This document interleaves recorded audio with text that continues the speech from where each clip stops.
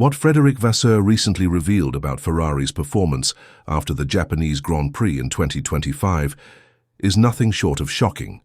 His words weren't just another post-race reflection. They exposed deep concerns about how the team is functioning and, more importantly, how the entire Formula One season may be taking a direction that Ferrari is not ready for. While many were expecting Ferrari to be a serious challenger to Red Bull this year, the reality seems far from that dream. Instead of talking about podiums and victories, Ferrari's team principal is warning the world that Formula One might be turning into a qualifying championship. This is not just a casual observation. It's a loud alarm for anyone who believed Ferrari was on the verge of a comeback. Vasseur's comments came after a race that, on the surface, didn't look too terrible for Ferrari. Charles Leclerc finished in 4th, and Lewis Hamilton secured 7th place. But in the bigger picture, these results were disappointing. Ferrari was supposed to be fighting for wins this season. Instead, they seem to be stuck in a survival mode, collecting points and damage limiting, rather than putting up a serious fight at the front. What's even more concerning is that these problems don't appear to be isolated or temporary. They seem structural, deep-rooted, and possibly worsening. One of Vasseur's most critical statements was about how the importance of qualifying is growing so much that it might be defining the entire outcome of the races. According to him, overtaking has become nearly impossible in the current state of Formula One. If you don't start near the front, you don't finish near the front. That means teams who can't perform well on Saturdays are already at a huge disadvantage on Sundays. For Ferrari, this is devastating. Their performance in qualifying has been inconsistent, and that has made it harder to score big on race day. The SF25, Ferrari's 2025 car, has shown troubling signs since the start of the season. It struggles with one-lap pace, has issues with balance, and its performance window is extremely narrow. What this means is that unless conditions are perfect, the car doesn't perform the way it's supposed to. Small changes in track temperature, wind or ride height can throw off the entire setup. This level of sensitivity makes it very difficult for both drivers to extract consistent performance across different circuits. Hamilton, despite being one of the most experienced and talented drivers in the history of Formula One, has been facing unexpected issues with his car. For the first 3 race weekends, he was unable to find the performance he needed.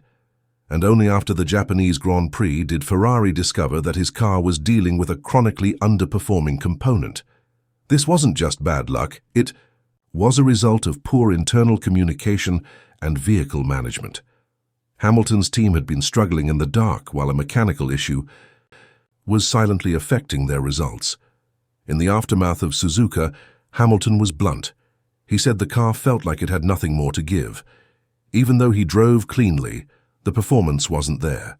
He described the race as irritating and openly stated that, despite a good balance and a stable setup, he was just too far behind to compete. That kind of frustration coming from a driver of his caliber tells us everything we need to know. Ferrari's problems are serious. Even more concerning were his remarks about the aftermath of the Chinese Grand Prix. After being disqualified, due to plankware, his garage adjusted the ride height to avoid penalties. But this fix came at the cost of aerodynamic grip. In a high-speed circuit like Suzuka, that grip is crucial. Without it, the car simply can't perform, so while Hamilton did everything he could from the cockpit, the car just didn't have the potential to support a better result. On the other side of the garage, Leclerc is also facing his share of difficulties. While his results have been slightly better, the overall picture isn't any brighter. He knows, just like Vasseur, that Ferrari is not where it needs to be. The team's car lacks aerodynamic downforce, straight-line speed, and most importantly, a stable and wide operating window. The SF25 is hard to set up, hard to drive, and unpredictable from one session to the next. In the race at Suzuka, the top 6 drivers finished in the exact order they qualified. That means there was almost no overtaking in the front pack. Max Verstappen was never under threat.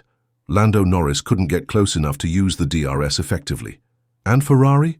They were stuck in the middle, too slow to catch the leaders, but just fast enough to stay ahead of Mercedes.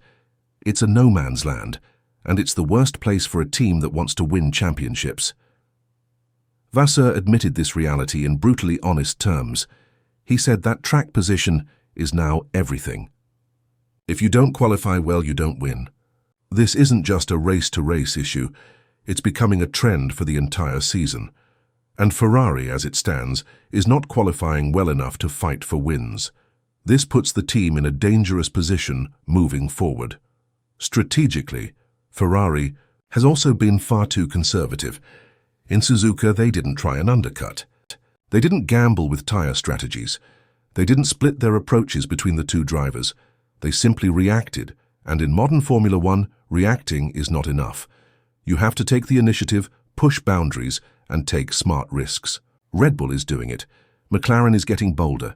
Ferrari, on the other hand, is playing it safe, and it's costing them dearly. Another major issue is the communication between the drivers and the engineers. In Suzuka, we saw